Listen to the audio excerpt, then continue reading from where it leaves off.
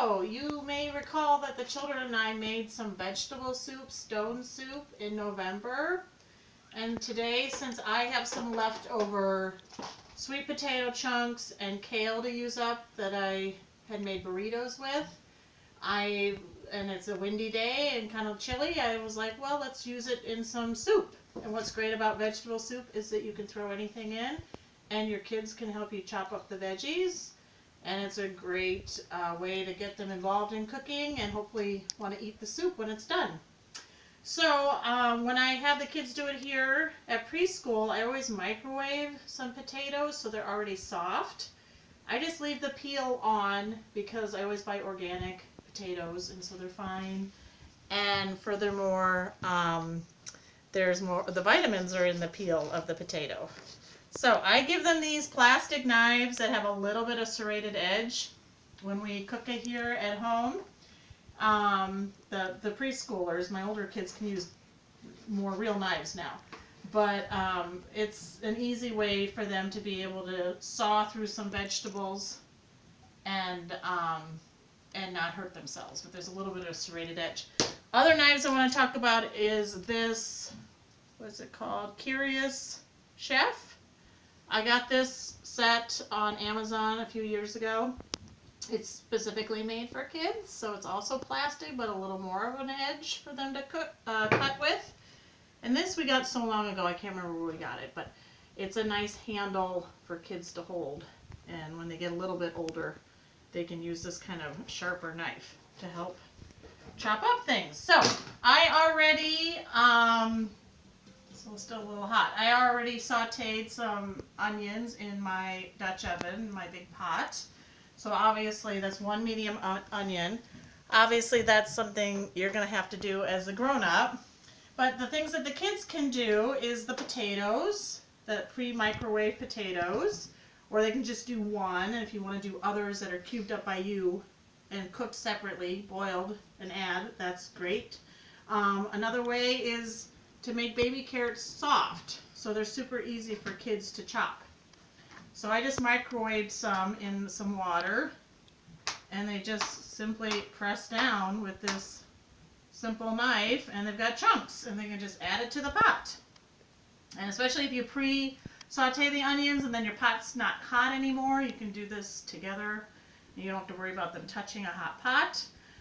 If you're going to use some zucchini, I don't pre-cook it in any way. It's pretty soft. The only thing I do is I slice it for the kids first, and then they can use their knife to press down and chunk it into smaller bits. So something like zucchini, you're definitely going to want to saute a little bit first. You might have your child do this first and then saute it with the onions, because it's hard for that to get thoroughly cooked just boiling in the broth and the tomatoes.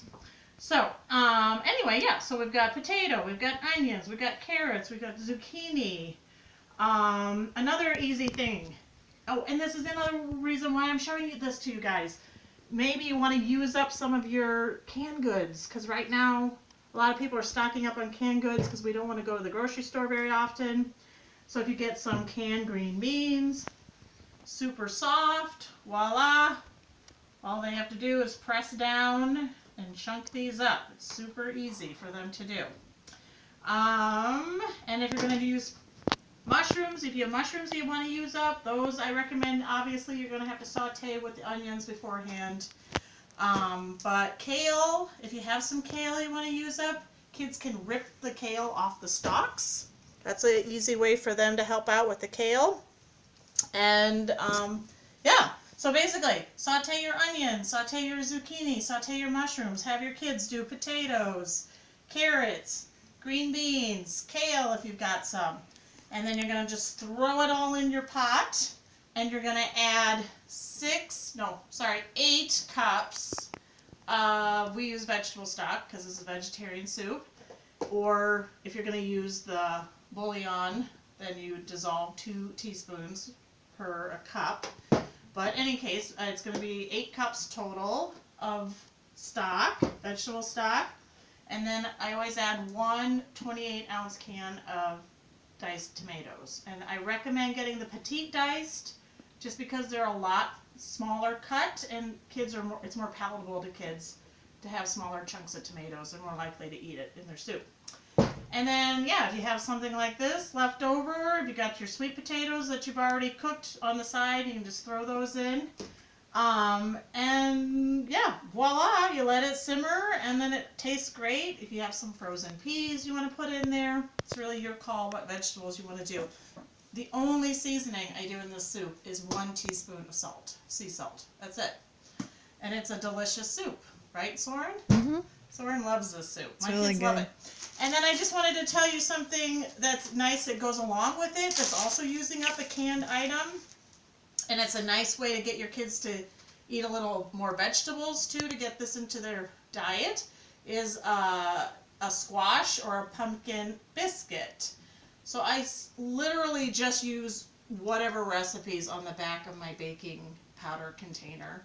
But instead of adding all of the milk or the almond milk that they call for, or the buttermilk, for us, we don't eat dairy. I just clabber some soy milk with some vinegar for a buttermilk. You reduce the amount of that, and then you add some pumpkin puree, or if you have squash puree, and then that's it. I mean, it just adds the pumpkin to the biscuits. You just reduce the amount of liquid and add the puree, and voila, you've got some delicious biscuits to go with your delicious soup. And kids love these biscuits, and they don't even realize they're getting another vegetable in it. Okay, I guess that's it. All right, hope you guys enjoy. Bye, thanks.